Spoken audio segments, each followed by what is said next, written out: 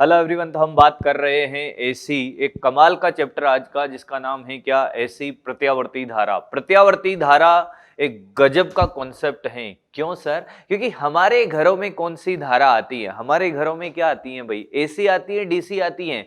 Sir AC आती है। तो एक्चुअल में एसी का पूरा डिटेल डिस्कशन है इस वाले चैप्टर के अंदर। वैसे तो एसी की अगर मैं बात करूं तो ये एक सिंगल क्वेश्चन की तरह है, पर हमारे घरों में यार एसी सप्लाई आती है, इसलिए पूरा चैप्टर पढ़ाया जाता है। क्या पढ़ाया जाता है? पूरा चैप्टर। और मान के चलिए कि एग्जाम पॉइंट ऑफ व्यू से बहुत इंपॉर्टेंट है। एक क्वेश्चन आपको 101% यहां से मिल जाना है। तो बात करते हैं किसकी यार? प्रत्यावर्ती धारा की। हेडिंग डालेंगे सारे बच्चे एक बार फटाफट से। क्या? प्रत्यावर्ती धारा। क्या भाई? प्रत्यावर्ती धारा। प्रत्यावर्ती धारा देखो, एसी अल्टरनेटिंग करंट बोलते हैं बेटा इसको। अरे क्या बोलते हैं? Alternating current. Alternating current. अच्छा, अल्टरनेटिंग करंट में देखो कमाल की बातें होगी और जबरदस्त बातें होगी सारी की सारी। पहली बात क्या कि यार ये अल्टरनेटिंग करंट है। मैंने कहा हाँ। तो अगर आपसे ये कहूं कि इसमें वोल्टेज क्या होता है, अल्टरनेटिंग करंट का वोल्टेज क्या होता है? जैसा सर डीसी में होता है, कोई बैटरी होती है उसमें 10 वोल्ट लिखा होता है, क्या इसमें भी ऐसा ही होता है? मैंने कहा नहीं। 20 वोल्ट लिखा होता है ऐसा? 4 एम्पीयर ऐसा? मैंने कहा नहीं। सबसे पहले तो ये तो बताओ सर कि एसी दिखती कैसे है? मैंने कहा एक ग्राफ बनाया गया। सुनना ध्यान से, एक बढ़िया से हेडिंग डालो। एक बढ़िया से हेडिंग डाल लो। क्या? अल्टरनेटिंग करंट प्रत्यावर्ती धारा। कौन सी धारा? प्रत्यावर्ती धारा। प्रत्यावर्ती धारा का जो स्रोत होता है दोस्त, उसको बेटा ऐसे प्रदर्शित करते हैं, ऐसे। अब सुने, मैं आपके सामने कुछ एक ग्राफ बना के बताता हूं और आपको बताना है कि कौन सा एसी है और कौन सा डीसी है। कौन सा एसी है और कौन सा भाई डीसी है सर? देखो, देखते हैं सर। मैंने कहा अगर मैं ये कहूं कि यार एक ग्राफ ये है, हाँ सर, धारा व समय के मध्य एक ग्राफ बनाया हमने। ग्राफ कुछ ऐसा था, ऐसा। इसके बारे में आपका क्या ख्याल है भाई? ये एसी है कि डीसी है? दूसरा ग्राफ फिर बनाया हमने, आईटी ग्राफ, धारा व समय के बीच में। भाई ये तो पता चले कि हम एसी और डीसी को पहचानते हैं कि नहीं पहचानते। चीजें बिल्कुल स्टेप बाय स्टेप चलेगी और आपको पूरा एसी लेक्चर के साथ ही याद करा दिया जाएगा। एकदम निश्चिंत रहिए इस बात के लिए। दूसरे ग्राफ के बारे में सोचना स्टार्ट करिए बस आप। एसी है कि डीसी है? देखो देखो ये क्या है? मैंने कहा ये वाला। कौन सा वाला? ये वाला। ये ये ये ये भी आईटी ग्राफ है? मैंने कहा हाँ, धारा और समय के मध्य ग्राफ है। मैंने कहा ये वाला भी, अरे ये वाला भी, ये भी आईटी ग्राफ है? मैंने कहा हाँ, एक और बना दिया जाए? Yes sir. मैंने कहा ये वाला, ये वाला, ये भी आईटी ग्राफ है भाई। अरे कौन सा ग्राफ है? आईटी ग्राफ है। ये 5 ग्राफ जो आपको नजर आ रहे हैं, एक बार नजर से इसको देखो कि ये एसी है कि डीसी। पहले वाले के बारे में क्या ख्याल है? सर देखो, परिमाण बदल रहा है, बदलता है तो बदलने दो। परिमाण बदल रहा है और दिशा भी बदल रही है। दिशा ने कहा मैं भी बदल रही हूं। परिमाण बदल रहा है, दिशा बदल रही है सर, पक्का एसी है। क्या है? पक्का प्रत्यावर्ती धारा है। उनका ठीक है तो है। ये कौन है भाई? सर इसमें परिमाण बदल रहा है पर दिशा नहीं बदल रही। दूसरे वाले ग्राफ को अगर आप ध्यान से देखोगे तो सिर्फ और सिर्फ परिमाण बदला है, दिशा तो नहीं बदली है। सर कैसे पता चला? मैंने कहा सिर्फ धनात्मक दिशा में है, ऋणात्मक दिशा में कहां है? यानी कि दिशा नहीं बदलती। यानी कि सर ये एसी होगा कि डीसी? मैंने कहा ये डीसी है। क्या बात कर दी सर, बदल तो रहा है। मैंने कहा दिशा बदलती है तो डीसी है कि एसी है? एसी है, वरना डीसी है। यानी कि दिशा नहीं बदल रही, ये डीसी है, ये बदल रही है। एसी है सर, ये डीसी है सर, ये एसी है सर। तो सर ये भी डीसी, ये भी डीसी, अंतर क्या? मैंने कहा वो नियत दिष्ट धारा है। क्या है ये? कांस्टेंट डीसी है, नियत दिष्ट धारा है। और ये परिवर्ती, कौन सी? परिवर्ती, परिवर्ती दिष्ट धारा है। कौन सी धारा है? परिवर्ती दिष्ट धारा है ये। अरे तो कमाल की बातें हैं सर। मैंने कहा हाँ, बातें कुछ ऐसी हैं। तो हम अध्ययन करेंगे किसका? मैंने कहा ये जो बदल रही हैं इसका अध्ययन करेंगे, और यही हमारे घरों में आती है। घरों में क्या आती है? एसी आती है। तो सर सबसे पहले अगर बिल्कुल बेसिक बात मैं आपको बताऊं कि बनी कहां से, आई कहां से। मैंने कहा आपने 9th-10th में एक चीज पढ़ी होगी, एसी जनरेटर। हाँ, वही पढ़ाने वाला हूं पहले। क्या एसी जनरेटर की बातें होगी? किसकी बात होगी? AC generator. आपको सिर्फ एक एग्जाम्पल के रूप में ही लेना है इसको, ज्यादा लोड लेने की जरूरत नहीं है। एकदम निश्चिंत रहिए और चीजों को सीखते रहिए। आपके लिए कोई एसी जनरेटर ऐसा नहीं है कि जो 9th-10th क्लास में आपसे क्वेश्चन पूछा जाता था कि एसी जनरेटर को चित्र सहित क्रियाविधि का वर्णन करो, ऐसा कुछ नहीं पूछा जाएगा। हमारे लिए एक छोटा सा क्वेश्चन है जिससे हमें ये पता चलेगा कि एसी का वोल्टेज और करंट का इक्वेशन क्या होता है। क्लियर है? हाँ सर। तो देखो मैं आपके लिए एक छोटी सी कहानी सिखाता हूं आपको। मैंने कहा क्या? मैंने कहा ये वाली। मैंने कहा ऐसे चुंबकीय क्षेत्र हैं भाई। क्या है? ऐसे हैं चुंबकीय क्षेत्र। ठीक है सर। एक समान चुंबकीय क्षेत्र में हमने एक कुंडली को रखा जिसमें कितने फेरे हैं? मैंने कहा उसमें n फेरे हैं। जिसमें कितने फेरे हैं? n फेरे हैं भाई। कुंडली है ये तो। मैंने कहा हाँ कुंडली है। वापिस लाते हैं भाई कुंडली को। किसको? कुंडली को। ठीक है सर, वापिस ले आओ। मैंने कहा देखो ये रही कुंडली। हाँ ये कुंडली है, इसमें n फेरे हैं। ठीक है सर, अब क्या करना चाहते हो? मैंने कहा सुने, बस देखते रहें, सीखते रहें। सीखने की बहुत सारी बातें हैं। कितने फेरे हैं? n फेरे हैं सर। n फेरे हैं इस कुंडली में, त्रिज्या r है। अरे क्या बात है। मैंने कहा इसको अगर ऐसे घुमाऊं मैं ओमेगा से, हाँ ऐसे घुमाता हूं,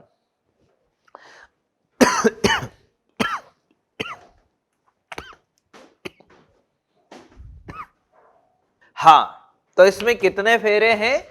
n फेरे हैं सर। मैंने कहा इसको घुमाए। हाँ अब आपने सुना था किसमें? मैंने कहा ईएमआई के अंदर वैद्युत चुंबकीय प्रेरण में कि जब किसी कुंडली को घुमाते हैं तो उसका चुंबकीय फ्लक्स बदलता है, और बदलेगा तो उसमें प्रेरित विद्युत वाहक बल आएगा और प्रेरित धारा भी आएगी। तो इसका प्रतिरोध भी ले लो भाई, आर प्रतिरोध है। आर क्या है? प्रतिरोध है सर। ठीक है भाई आर प्रतिरोध है। अब क्या किया जाए? मैंने कहा सबसे पहले फ्लक्स में परिवर्तन निकालो। सर समय शून्य पर इसका फ्लक्स 0 है। क्या बात कर दी? मैंने कहा हाँ। देखो ऐसे कोयल रखी हुई है, चुंबकीय क्षेत्र ऐसे ही जा रहा है। हाँ तो इसका क्षेत्रफल इधर है, चुंबकीय क्षेत्र इधर है, कोस 90 है, समय शून्य पे फ्लक्स 0 है। किसी भी टी समय पर ध्यान से सीखना, कितना कोण घूम गई? Sir omega T. तो थीटा घूम गई ओमेगा टी। अरे तो चुंबकीय फ्लक्स आया सर कितना? मैंने कहा BA कोस ओमेगा टी। क्या चुंबकीय फ्लक्स में परिवर्तन भी यही है? हाँ सर, चुंबकीय फ्लक्स में परिवर्तन भी यही है। तो मैंने कहा परिवर्तन की दर निकालो। अरे ये तो एक लूप के लिए है सर, यहाँ तो n लूप हैं, n फेरे हैं। मैंने कहा n से मल्टीप्लाई कर दो यार। अब सर प्रेरित विद्युत वाहक बल, मैंने कहा देखो प्रेरित विद्युत वाहक बल E बराबर d∅dt। E बराबर है सर d∅dt। मैंने कहा हाँ यार d5/dt है। करो भाई अवकलन एक बार यार इसका। तो सर देखो NBA बाहर आ गया, कोस थीटा का साइन थीटा हो गया, इनकी साइन ओमेगा टी और ओमेगा से मल्टीप्लाई। आया ही नहीं बेटा। अरे तुम्हें अवकलन नहीं आता ना? आता है तो आ गया यार। ओहो क्या बात है सर। मैंने कहा अब क्या बात होगी? मैंने कहा देखते रहो बस। हमने प्रेरित विद्युत वाहक जो निकाला उसे ही तो विभवांतर बोलते हैं। तो EV बराबर NBA omega sine omega T लिख सकता हूं? हाँ सर लिख सकते हैं। अच्छा ये NBA साइन ओमेगा टी है। अब मैं आपसे एक बात कहना चाहता हूं कि क्या सर, मैंने कहा ये मान अधिकतम कब होगा? बिल्कुल आराम आराम से और शानदार चीजें सीखते हैं यार, जबरदस्त चीजें होने वाली है आज की। मेरे को इसका मान अधिकतम कब होगा? सर इसका मान अधिकतम तब होगा जब साइन ओमेगा टी अगर 1 हो जाए तभी अधिकतम हो सकता है। तो मैंने कहा 1 कर दो और ये अधिकतम मान लिख दो NBA ओमेगा। और बेटा इसे ही शिखर मान बोलते हैं। क्या बोलते हैं? शिखर मान, या फिर यही अधिकतम मान है। अधिकतम मान है। शिखर मान बोलो या अधिकतम मान बोलो एक ही बात है। तो यार ये V बराबर हो गया V0 साइन ओमेगा टी। ठीक है सर। तो क्या सर यही प्रत्यावर्ती धारा में प्रत्यावर्ती स्रोत का विभव का समीकरण है? मैंने कहा हाँ। तो धारा का समीकरण लाओ सर। मैंने कहा धारा का समीकरण I बराबर V/R है, यानी कि V0/R sine omega T. V0/R I0 हो गया, तो बेटा ये आ गया I0 sine omega T. V बराबर V0 साइन ओमेगा टी और I बराबर I0 साइन ओमेगा टी। क्या कहते हो यार? बहुत बढ़िया। तो सर क्या यही ऐसी जनरेटर है? मैंने कहा यही है, यही है। अब हमें क्या याद रखना है, मेरी बात ध्यान से सुनना, कमाल की बातें जो होने वाली। क्वेश्चन यहां से क्या पूछा जाएगा? अगर क्वेश्चन पूछा गया एग्जाम में तो क्या पूछा जाएगा? ये पूछ लिया जाता है भाई बच्चा इसको याद नहीं करता है, वो सिर्फ यही रट्टा मारता है इसको और इसको। मैंने कहा ये तो सबको याद होता है, नहीं बताता तब भी डायरेक्ट लिख देता। ये याद रखना NBA ओमेगा। क्या कहा जाता है कि जब एग्जाम वाले क्वेश्चन पूछते हैं तो वो देते हैं फेरों की संख्या, क्षेत्रफल दे देंगे, चुंबकीय क्षेत्र दे देंगे और ओमेगा दे देंगे और पूछेंगे बताओ अधिकतम प्रेरित विद्युत वाहक बल या अधिकतम विभव। ये हाँ सर बहुत बढ़िया। यहां तक की बातें हमें समझ में आई। मतलब सर बात ये है अब कि अगर हमसे कहे प्रत्यावर्ती स्रोत है, हाँ प्रत्यावर्ती स्रोत है, उसको ऐसे प्रदर्शित करते हैं, हाँ, और इसका समीकरण ये लिखा होगा, मतलब इसका विभव ऐसा होता है, और I बराबर I0 साइन ओमेगा टी। मैंने कहा हाँ। आपसे कोई ग्राफ भी बनवा दे इसका तो आप बना सकते हो बिल्कुल आराम से। यहां पे V ले लो, यहां पे T ले लो, साइन थीटा का ग्राफ बनाना है सिंपल एकदम। ये V0 हो जाएगा दोस्त और मेरे बच्चे, हाँ सर, और ये नीचे माइनस V0 हो जाएगा विपरीत दिशा में। ठीक है सर। और देखो चीजें क्या होने वाली हैं। मैंने कहा I का भी इसी के साथ बना दे, सेम बनेगा, पर मैंने छोटा क्यों बनाया? सर धारा का मान कम होगा अधिकतम धारा का मान V0 से, क्योंकि I0 V0/R है। हाँ चमक गया तुम्हें यार। तो रियल बात बताओ तो प्रत्यावर्ती धारा का जो चैप्टर है वो यहां से स्टार्ट होता है। ये वाली कहानी आपको याद होनी चाहिए, ये वाली याद होनी चाहिए। और अब होता है चैप्टर स्टार्ट। अब कैसे चैप्टर स्टार्ट होता है उसके बारे में बात कर लेते हैं। और ये भी आप याद रख लेना NBA ओमेगा। पर इस NBA ओमेगा का फील आ रहा होगा कि हाँ यार सर ने ऐसे ऐसे डिराइव करके निकाला है, तो अब हमें चीजें समझ आ रही हैं सर। उनका हाँ। अब देखो बात इतनी सी है कि अब चीजें क्या देखी हमने, क्या रे तो दोनों बदल रही हैं। हाँ, विभव भी बदलता है, धारा भी बदलती है। हाँ, तो यार जब कुछ चीजें बदलती हैं तो उनका एवरेज निकाला जाता है, औसत निकाला जाता है। क्या निकाला जाता है? औसत। अरे यार, विभव भी बदल रहा है, धारा भी बदल रही है सर, तो औसत निकालना पड़ेगा। मैंने कहा हाँ। अरे आपने अगर कहीं ट्रेवल किया हो, गति की जब आपको पढ़ाया था, तब जब अगर मैं कहूं कि कोटा से जयपुर जाना है, एक सिटी से दूसरी सिटी जाना है, गाड़ी लेके निकलोगे तो क्या कांस्टेंट स्पीड से ड्राइव करके जाओगे क्या? कि हमने तो एक्सेलरेटर सेट कर दिया है 100 पे, अब कोई आए उड़ाते हुए निकलेंगे, ऐसा तो नहीं है। कहीं रुके भी होंगे और कहीं पर स्पीड बढ़ाई भी होगी, कहीं पे घटाई भी होगी, और कोई पूछ ले कि कितनी स्पीड से गया, ऐसा थोड़ी कैसे बताएगा? पहले 10, फिर 20, फिर 30, फिर 40, फिर 100, फिर 120, फिर 0। ऐसा तो नहीं बताते। बताते कैसे कि यार 30-40 की स्पीड से गए, मतलब एवरेज आइडिया दे देते, हाँ इतना रहा होगा। हाँ, तो यहां पे भी चीजें बदल रही हैं। बदल रही हैं तो हमें औसत धारा निकालनी पड़ेगी, औसत विभव भी निकालना पड़ेगा। तो अगला कंसेप्ट है अपना औसत धारा और औसत विभव का। किसका कॉन्सेप्ट है? औसत धारा और औसत विभव का। सुने, क्या औसत धारा डाले, औसत विभव डाले, हेडिंग डालेंगे औसत धारा। अरे क्या डालेंगे? औसत धारा। क्या डालेंगे हेडिंग? औसत धारा। औसत धारा। औसत धारा की हेडिंग डाले भाई सारे बच्चे। अच्छा सर, मैंने कहा सुने, औसत धारा कैसे निकालोगे भाई?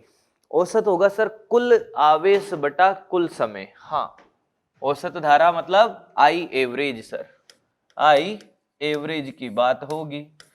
सर औसत विभव, मैंने कहा एक ही बात है, किसी भी एक का डेरिवेशन कर लो, दोनों बातें समझ आएगी। तो सर सबसे पहले बेसिक चीज सीखते हैं, आई औसत, मैंने कहा कुल आवेश, ओहो, बटा कुल समय, कुल समय, कुल आवेश बटा कुल समय। ठीक है सर, कुल आवेश बटा कुल समय। आपको बिल्कुल परेशान होने की जरूरत नहीं है, हर चीज को आपको समझाया जाएगा डिराइव करके, डायरेक्ट फॉर्मूले नहीं रटवाए जाएंगे, फील के साथ चीजें सीखनी पड़ेगी। अरे मजा भी तो तभी आएगा यार, क्या कहते हो? हाँ सर। अब ये कुल आवेश कहां से लाए?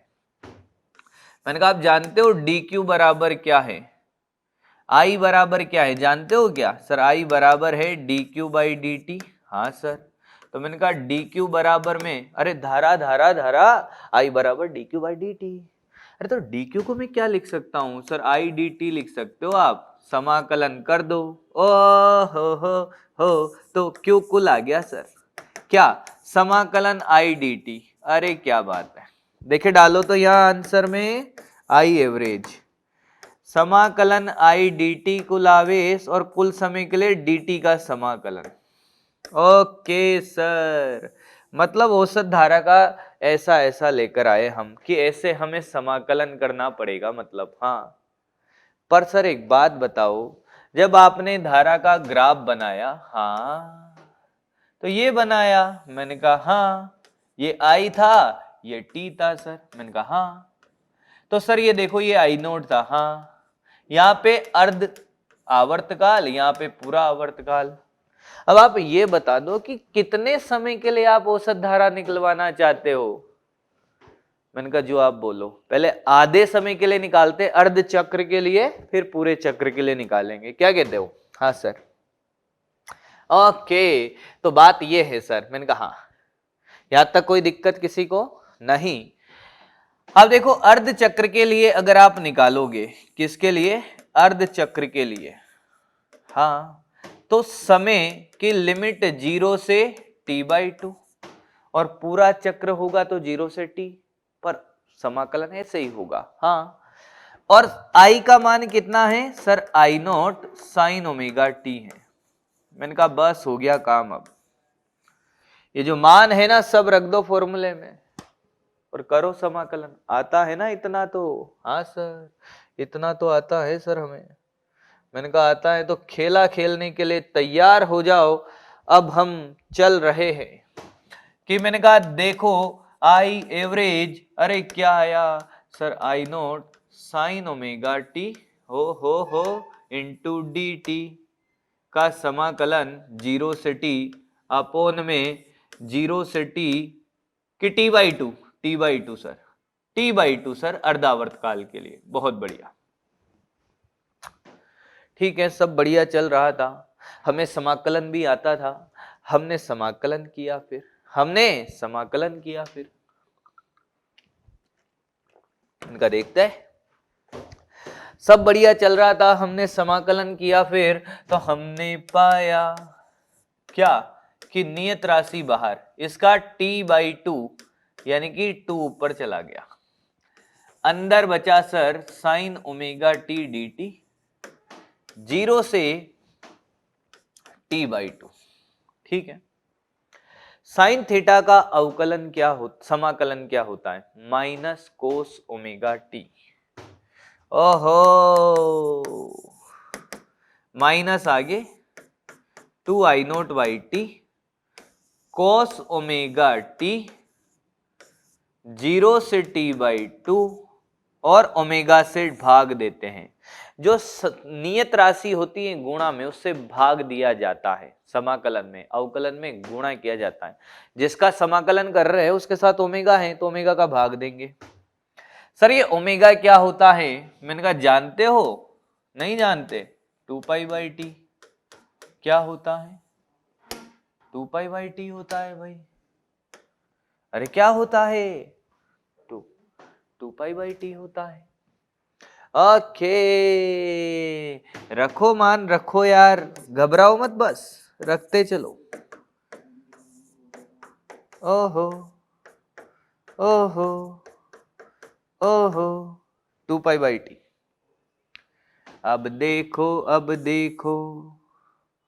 cos 2π/t, हाँ अपर लिमिट भी रख दो भाई। लिमिट रखनी आती है बेटा? नहीं आती हो तो बोलो सर cos 0। अरे सर क्या कमाल की बात कर दी, इसने तो इसको भी मार दिया, इसने इसको मार दिया।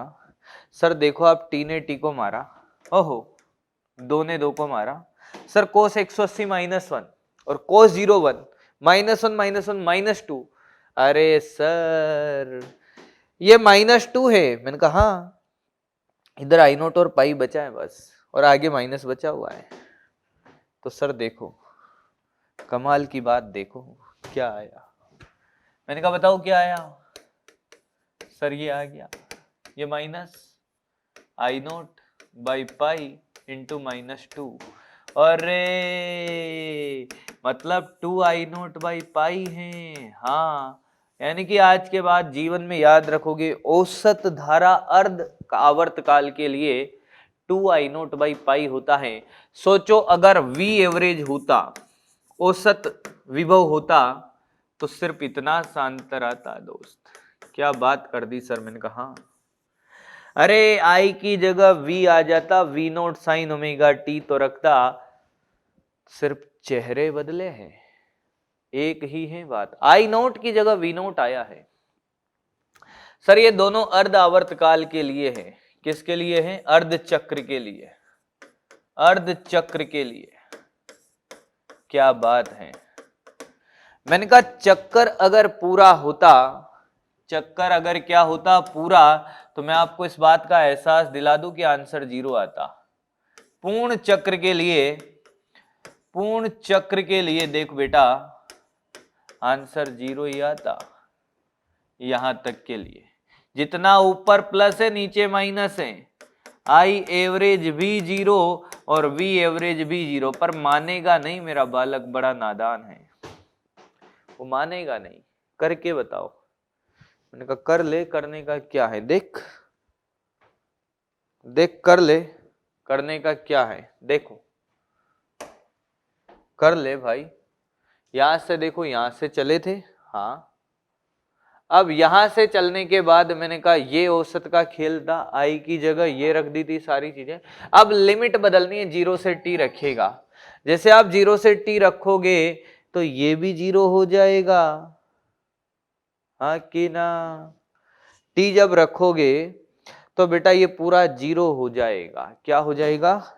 0 हो जाएगा सर। ये क्लियर है? पक्का कर सकते हो? हाँ सर। तो यार ये तो बड़ी कमाल की बात हो गई। क्या हो गई? कमाल की बात हो गई कि हमने तो औसत धारा निकालना आ गया हमें, अर्ध चक्र के लिए भी आ गया, पूर्ण चक्र के लिए भी आ गया। अर्ध चक्र के लिए 2I0/π, पूर्ण चक्र के लिए 0, पूर्ण चक्र के लिए क्या है? अरे 0 है सर। अरे क्या बात है। अब देखो क्या होगा, अब देखो क्या होगा, सुने। मैंने कहा अब देखो, जब ये सी बातें होने लगी, जब इतनी सारी बातें होने लगी तो हुआ क्या? मैंने कहा अब एक और चीज डिफाइन करी गई, नई भौतिक राशि, जिसका नाम सुना होगा आपने, वर्ग माध्य मूल धारा। सबसे पहले इसकी बात करते, होती क्या है। बड़ी कमाल की बात है और डायरेक्ट यहां से क्वेश्चन पूछा जाता है, 11 स्टार है ये। वर्ग माध्य मूल धारा। आज दिन तक आपने हो सकता है वर्ग माध्य मूल धारा को रटा हो, पर आज के बाद आप रटा हुआ चीज भूल जाओ, आप समझोगे, फील करोगे वर्ग माध्य मूल धारा को। वर्ग माध्य मूल धारा, पहली बात होती क्या है, इस बात का एहसास कराओ सर। और फिर जरूरत क्यों पड़ी, क्यों वर्ग माध्य मूल धारा को परिभाषित किया? इतनी धाराएं कम थोड़ी थी जो एक और लेकर आ गए सर। मैंने कहा रुको जरा यार, इसको ऐसे प्रदर्शित करते हैं बेटा, IRMS सिंबल है इसका। एक्चुअली होती क्या है कि अगर मैं आपसे कहूं कि I1, I2 और I3 है, हाँ सर, मैंने कहा इनके वर्ग का औसत निकालो। क्या निकालो? वर्ग का औसत। तो सर देखो, I1 square plus I2 square plus I3 square upon 3, ये इनके स्क्वायर का औसत निकाल दिया, वर्ग का औसत। हाँ, रूट ले लो। क्या ले लो? इनका माध्य ले लो, ये वर्ग का रूट ले लो, मूल ले लो। रूट का मतलब मूल, माध्य मूल। तो हो गया ना यार, वर्ग का माध्य लिया और उसका मूल ले लिया, हो गई वर्ग माध्य मूल। यही है। मैंने कहा हाँ, मैथमेटिक्स में वर्ग माध्य मूल धारा क्या होती है? मैंने कहा ये, किन्हीं भी भौतिक राशियों के वर्ग का माध्य निकालो और रूट ले लो, वही वर्ग माध्य मूल है। अच्छा, ये तो बात समझ में आई सर। पर यहां पर आंसर ऐसे नहीं निकलेगा। कैसे निकलेगा? सिखाया जाएगा। कैसे निकलेगा? सिखाया जाएगा। पर ये बताओ जरूरत क्यों पड़ी इसकी वर्ग माध्य मूल धारा की? मैंने कहा बताते हैं। मैंने कहा जरूरत क्यों पड़ी? हमारे घरों में क्या आता है? एसी आता है। क्या आता है? एसी। तो हम किस चीज का बिल भरते हैं भाई? हम किस चीज का बिल भरते हैं? आवेश का, धारा का, विभव का या ऊर्जा का? हम किस चीज का बिल भरते हैं? हम बिल भरते हैं ऊर्जा का। किसका? ऊर्जा का। अब हमारे जो इंजीनियर बिल बनाते थे वो बड़े परेशान थे यार। क्यों? क्योंकि यार देखो, जब धारा आती है और हमारे घरों में जो लोड होता है, जो लोड होता है प्रतिरोध, जो लोड होता है क्या? प्रतिरोध। हाँ, जो लोड होता है प्रतिरोध होता है। तो मैंने कहा ये प्रतिरोध है। अब धारा आई I0 sin ओमेगा टी। हाँ, तो बताओ उसमें ऊर्जा का फॉर्मूला जानते हो? हाँ, अरे जो विद्युत ऊर्जा है वो उसमें ऊर्जा में रूपांतरण होता है और उसी का बिल बनता है। तो हमारे साइंटिस्टों ने क्या, साइंटिस्ट नहीं है, हमारे इंजीनियर हैं भाई, उन्होंने बिल की कैलकुलेशन के लिए उसमें ऊर्जा की गणना करी कि I²RT है सर। हाँ, या फिर छोटी सी उसमें ऊर्जा बोलो तो सर I²RDT है सर। I का मान रखो सर और समाकलन कर दो। तो मैंने कहा I0² sin² omega T RDT। हाँ, अब भाई साहब ये समाकलन आप देख लो, हर घर का बिल बनाना है और हर बार उनको क्या करना है, समाकलन करना है। उनके प्राण निकल गए भाई कैलकुलेशन करते करते। तो फिर क्या सोचा जाए कि यार कुछ ऐसा हो सकता है कि अगर ये नहीं हो, एक नियत धारा हो कोई ना कोई, तो यार समाकलन से बचा जा सकता है। पर कैलकुलेशन वैसी होनी चाहिए जैसी इससे हो रही है। ऐसा नहीं है कि इससे जो ऊर्जा आ रही है वो 100 जूल है और एक कोई भी नियत धारा ले ली अपने हिसाब से और उससे 50 जूल ही आ रही है। भाई साहब घाटा और फायदा कुछ भी हो सकता है। तो सोचा गया बहुत यार। तो फिर उन्होंने क्या कहा कि है कुछ तो है ऐसा। मैंने कहा क्या है कि ये रही वर्ग माध्य मूल धारा, ये आपको समाकलन से बचाएगी। आपको बिजली का बिल बनाना है, इसको यूज करो। किसको यूज करो, वर्ग माध्य मूल धारा को। आपको ये लिखने की जरूरत ही नहीं है, आपको डायरेक्ट वर्ग माध्य मूल धारा का यूज करो। इससे भी कैलकुलेशन वही होगी जो इससे हो रही है, एग्जैक्टली सेम।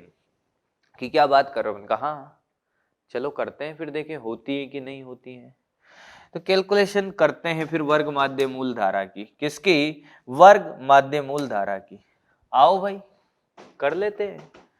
तो हमने कहा कि यार हमें औसत निकालना है। हाँ तो सर जैसे हमने औसत निकाला था किसका, धारा का, तो ये वर्ग का औसत निकालना है। मतलब सर आई एवरेज का स्क्वायर करना है, तो आई स्क्वायर डी टी अपॉन समाकलन डी टी। मैंने कहा पर ये तो बताओ कितने समय के लिए निकालना है आपको, ये तो बताओ। अब इसका रूट ले लो इधर भी और इधर भी, तो ये हो गया IRMS का फॉर्मूला। हाँ देखो वर्ग माध्य मूल धारा का फॉर्मूला तो निकाल लिया, पर ये बताओ कितने समय के लिए चाहते हैं आपकी। मैंने कहा एक क्वेश्चन कराता हूं मस्त वाला। फॉर्मूला तो समझ आ गया कि कैसे हम वर्ग माध्य मूल धारा का फॉर्मूला लगाने वाले हैं। हाँ तो अब एक बात ध्यान से सुनना कि एक क्वेश्चन है अपने पास। मैंने कहा ये, हाँ सर।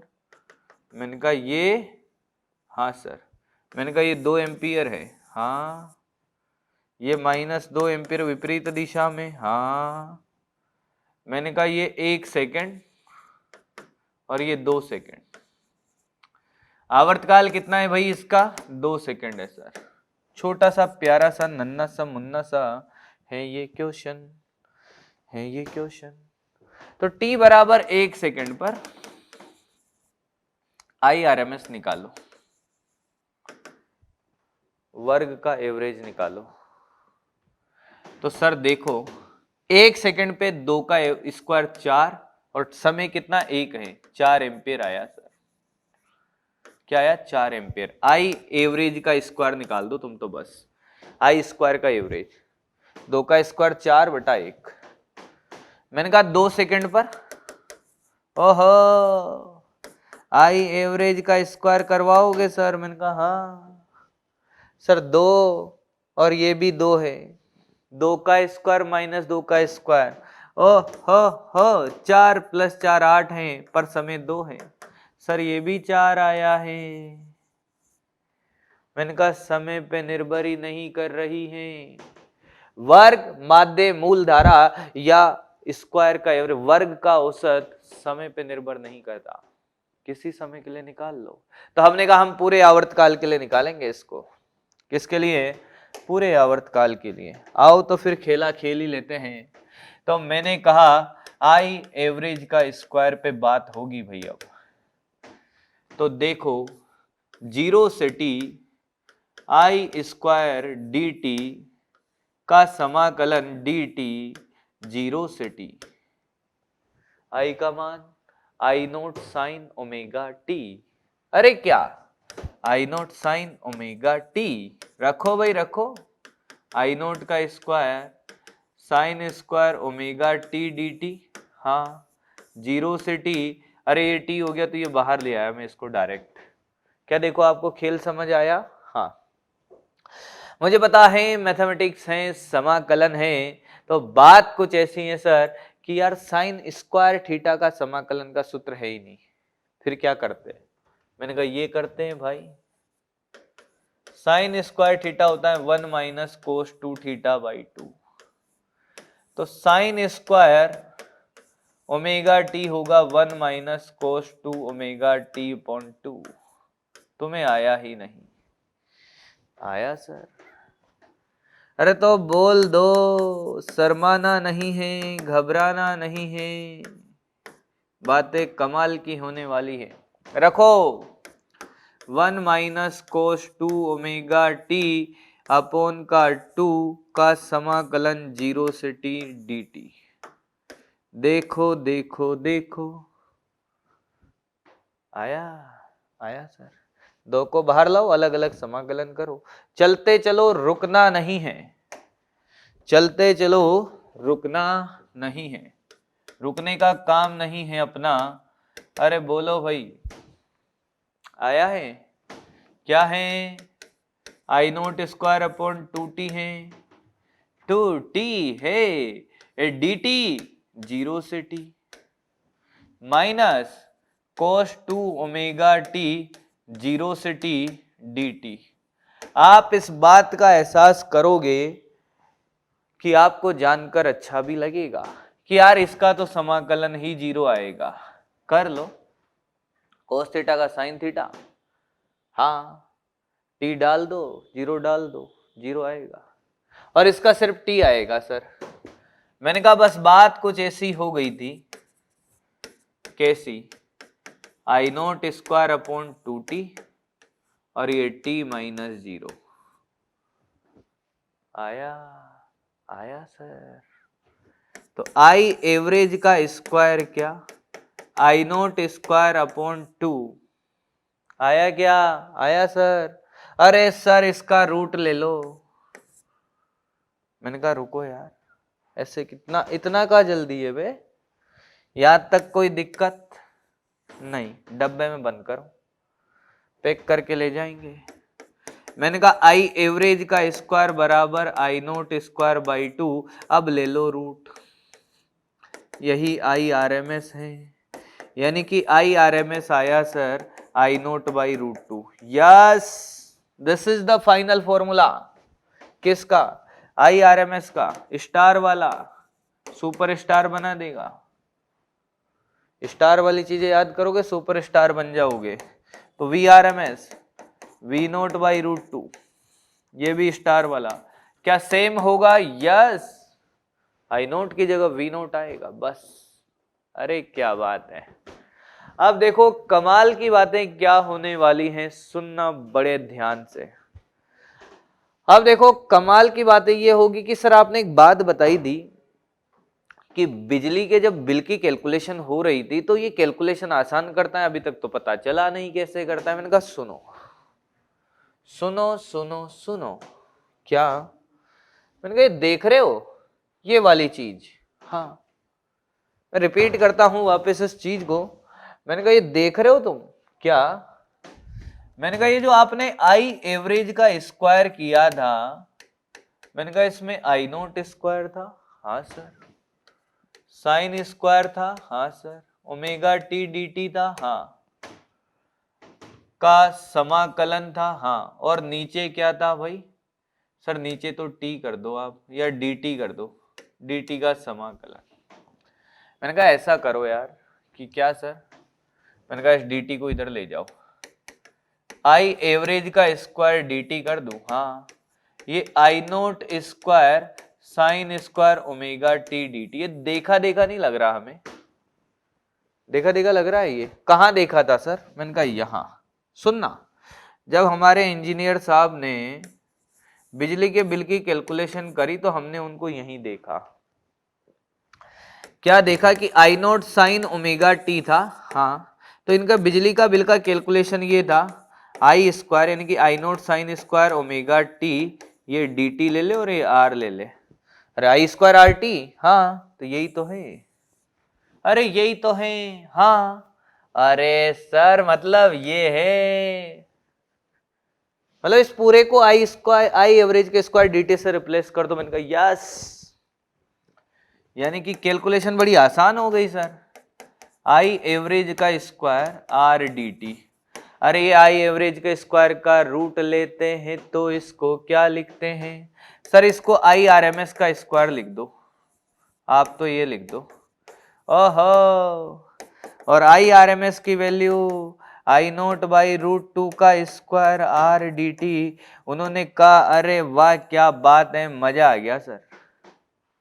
लो इंटीग्रेशन से बचा लिया भाई, इंटीग्रेशन से बचा लिया। किन्होंने? हमारे साइंटिस्टों ने, जिन्होंने वर्ग माध्य मूल धारा बनाई। हाँ ठीक है, जो भी है बात समझ में आई है। क्या वर्ग माध्य मूल धारा का फील आया? अब क्वेश्चन कैसे पूछा जाता है सुने, क्वेश्चन कैसे पूछा जाता है उस एहसास कराता हूं पहले। उनका हमारे घरों में एसी आता है सर, हमारे घरों में एसी आती है सर, कितने वोल्ट की? सर ये रहा एसी 220 वोल्ट और 50 हर्ट्ज आती है सर। ठीक है, ये 220 वोल्ट कभी सोचा कि ये कौन सा मान है? क्योंकि अब तो हमने पढ़ लिया कि सर देखो वी आर एम एस होता है वी नोट बाई रूट 2, हाँ, और आई आर एम एस होता है आई नोट बाई रूट 2। मैंने कहा काम के और कमाल के दो फॉर्मूले हैं। पर मुझे ये बताओ कि ये 220 volt V R M S है कि वी नोट है? ये अधिकतम मान है या फिर रूट मीन स्क्वायर वैल्यू है? वर्ग माध्य मूल विभव है, वेग नहीं है, विभव है। अरे वाह, ये वी आर एम एस है, वी आर एम एस है भाई। क्या है? रमेश नहीं है, ये वी आर एम एस है। तुम रमेश समझ लो, फिर पता नहीं चमत्कार पे चमत्कार हो। वी आर एम एस है ये, ठीक है sir, V R M S है। तो मैंने कहा अगर आपको सर्किट में नहीं लिखा हो हमेशा वी आर एम एस मान के ही करना है, क्वेश्चन में भी नहीं लिखा हो ना ये अधिकतम है कि वी आर एम एस है, वी आर एम एस मान के ही करना है, तो अधिकतम कितना होगा भाई? सर वी नोट होगा V R M S into root 2, यानी कि सर 220 इंटू रूट 2, यानी कि सर 314 वोल्ट। आया है? पक्का? सोच लो, देख लो और कॉपी कर लो। हाँ हो गया कॉपी। चलिए तो बात करते हैं आगे की। यार आगे की कहानी ये है कि यार हमने वी आर एम एस को सीख लिया, आई एवरेज को सीख लिया। हाँ सर, अब देखो बात ये होगी कि कुछ बेसिक नॉलेज और ले ली जाए यार प्रत्यावर्ती धारा में, कि कहाँ से क्वेश्चन आते हैं, क्या बनते हैं, कुछ बेसिक छोटी छोटी बातें। मैंने कहा अब जो प्रत्यावर्ती धारा है ना उसमें सर्किट थ्योरी का खेल है बेटा। सर्किट थ्योरी, जो वैद्युत धारा के अंदर भी अपन ने सर्किट थ्योरी सीखी थी, ऐसे ही प्रत्यावर्ती धारा में भी सर्किट थ्योरी है। क्योंकि हमारे सर्किट में 3 एलिमेंट होते हैं, एक प्रतिरोध होता है, हाँ एक प्रतिरोध होता है, एक संधारित्र होता है और एक कुंडली होती है। जी सर, मैंने कहा प्रतिरोध है, संधारित्र है, कुंडली है, और जब इनको प्रत्यावर्ती स्रोत से जोड़ा जाएगा, किससे जोड़ा जाएगा? प्रत्यावर्ती धारा स्रोत से जोड़ा जाएगा, तो बातें कमाल की होने लगेगी। क्योंकि आपने अभी तक इनको डीसी के साथ जोड़ के देखा है, अब एसी के साथ जोड़ेंगे। अब कैसे जोड़ेंगे? मैंने कहा पहली बार हम सिर्फ प्रतिरोध को जोड़ेंगे, दूसरी बार हम कुंडली को जोड़ेंगे, तीसरी बार हम सिर्फ और सिर्फ किसको जोड़ेंगे? संधारित्र को जोड़ेंगे। फिर हम दो को जोड़ेंगे, प्रतिरोध और कुंडली को, प्रतिरोध और संधारित्र को, फिर तीनों को जोड़ देंगे, उसको आरएलसी परिपथ बोलते हैं। और आरएलसी परिपथ में बहुत सारी चीजें पूछी जाती हैं और बहुत कमाल की बातें होगी। आइए तो बात करते हैं इसके बाद जो छोटी छोटी बातें जो हमें आनी चाहिए वो क्या होने वाली है। सुनो, मैंने कहा प्रतिरोध क्या होता है? सर धारा के मार्ग में उत्पन्न बाधा। मैंने कहा यहां पर है प्रतिबाधा। प्रतिरोध होता था धारा के मार्ग में उत्पन्न बाधा, और मैंने कहा प्रत्यावर्ती परिपथ में धारा के मार्ग में उत्पन्न बाधा को बोलते हैं प्रतिबाधा। हेडिंग डालेंगे क्या है? प्रतिबाधा। कुछ नामकरण हैं जो आपको आने चाहिए। प्रतिबाधा, प्रतिबाधा दोस्त जेड है और ये क्या होती है, मैंने कहा ये धारा के मार्ग में उत्पन्न बाधा है। प्रत्यावर्ती परिपथ में धारा के मार्ग में उत्पन्न बाधा को प्रतिबाधा कहते हैं। अरे क्या कहते हैं, प्रतिबाधा कहते हैं, प्रतिबाधा कहते हैं। दिखती कैसी है सर, मैंने कहा जेड से दिखती है, जेड से। कैसे दिखती है, जेड से। ओके, मैंने कहा प्रतिबाधा दो प्रकार की होती है। अरे कितने प्रकार की, दो प्रकार की। कौन कौन सी, मैंने कहा एक वास्तविक प्रतिबाधा होती है, काल्पनिक प्रतिबाधा होती है। प्रतिबाधा के भी प्रकार हैं, मैंने कहा हाँ, वास्तविक है, वास्तविक प्रतिबाधा दोस्त, वास्तविक प्रतिबाधा, हाँ सर। और मैंने कहा एक होती है काल्पनिक प्रतिबाधा। इस काल्पनिक प्रतिबाधा को भी दो प्रकार में बांटा गया। इस काल्पनिक प्रतिबाधा को बोलते हैं प्रतिघात। क्या बोलते हैं बेटा, प्रतिघात है। अब नामकरण है, परेशान मत होना। वास्तविक प्रतिबाधा को जेड से प्रदर्शित करते हैं। ये तब होती है जब सिर्फ परिपथ में प्रतिरोध लगा, सिर्फ प्रतिरोध लगा हो, प्रतिरोध लगा हो, यानी कि जेड बराबर आर है। काल्पनिक प्रतिबाधा क्या होती है, मैंने कहा काल्पनिक प्रतिबाधा होती है जब परिपथ में बेटा क्या लगा हो, कुंडली और संधारित्र लगा हो।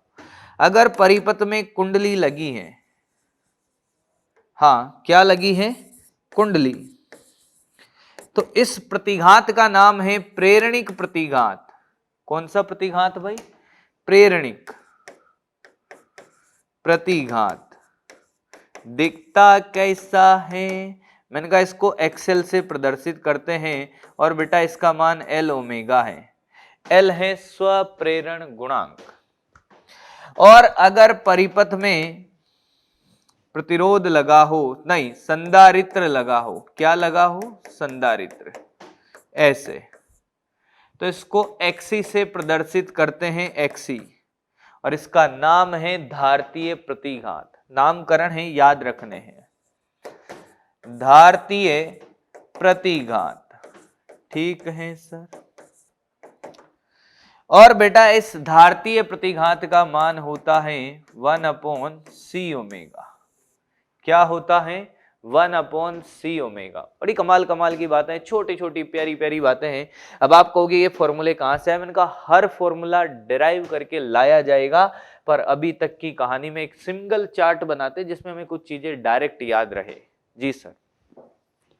मैंने कहा एक बार फिर एक्सप्लेन करता हूं कि धारा के मार्ग में उत्पन्न बाधा को प्रतिबाधा कहते हैं।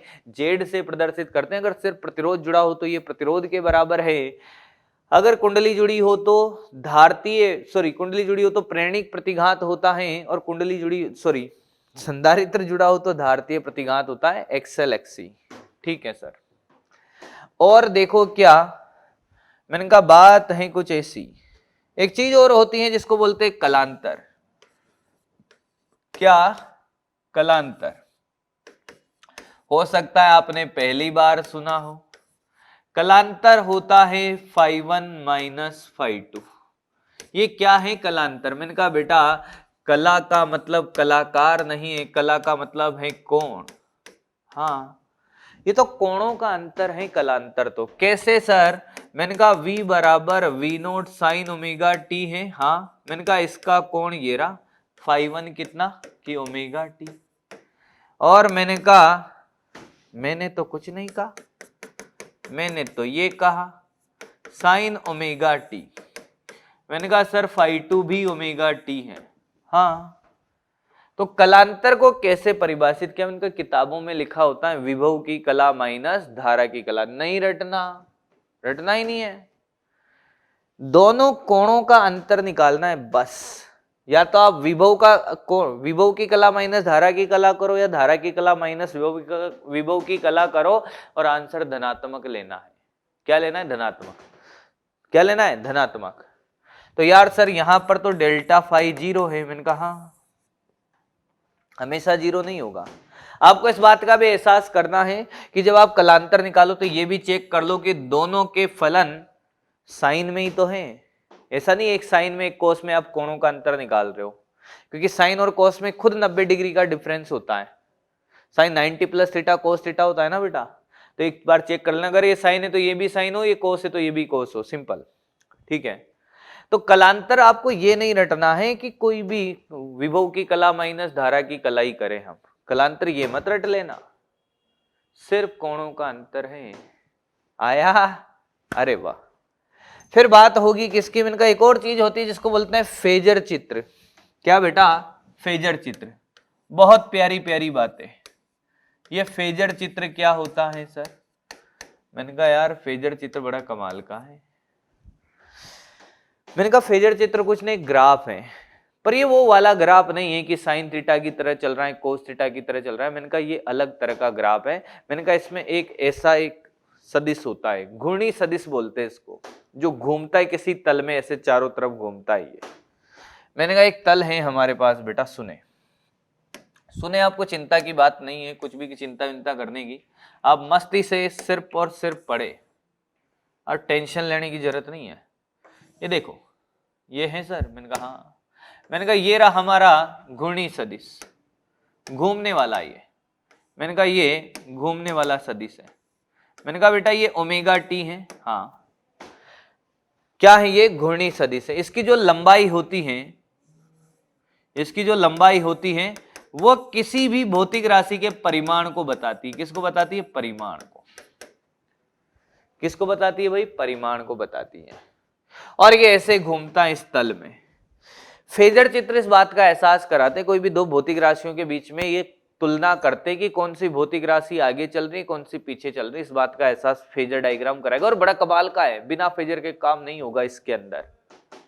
लोग कहते हैं कि अगर आपको सरल आवर्त गति नहीं आती तो आपको ऐसी समझ नहीं आएगा। मैंने कहा बिना सरल आवर्त गति के ऐसी समझा दूंगा आपको फेजर का फील करा के। क्या बात कर रहा हूं? मैंने कहा यस।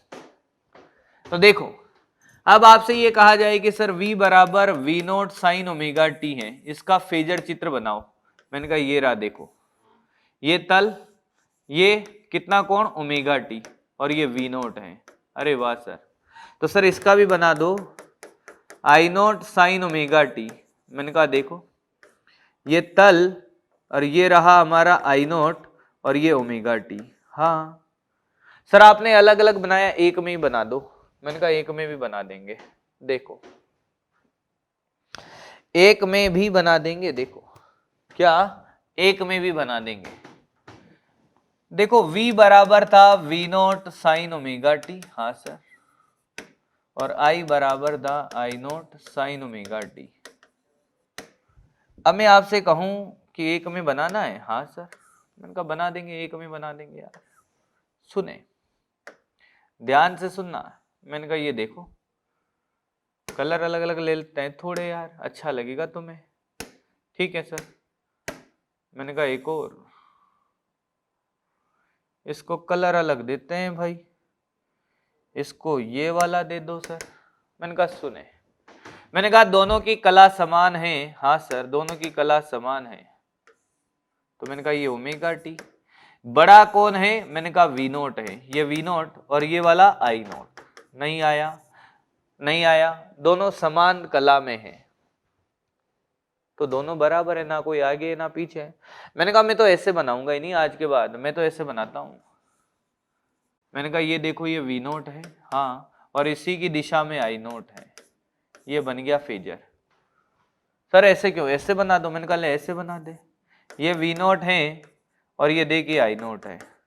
ले, बस इस बात का एहसास है कि कौन आगे है और कौन पीछे है।